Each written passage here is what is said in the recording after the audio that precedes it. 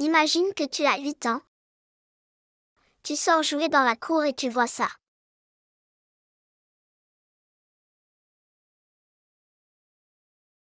Quand tu vas à l'école, il y a des kiosques brûlés autour de toi. C'est une guerre entre concurrents commerciaux.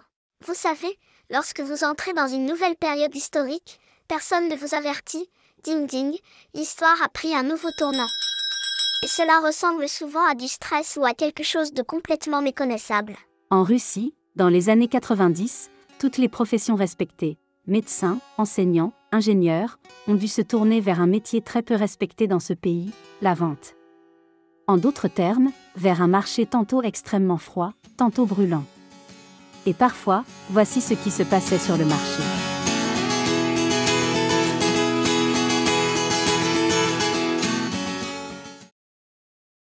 Il est clair que dans de telles circonstances, tout le monde convoitait les finances générées par le business, mais peu osait s'en approcher de près.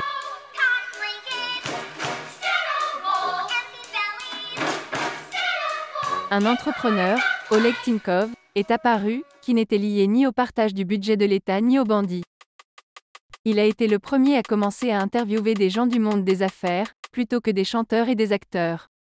Sa question était: pourquoi les jeunes ne veulent-ils pas créer des entreprises, mais préfèrent-ils travailler dans des entreprises d'État?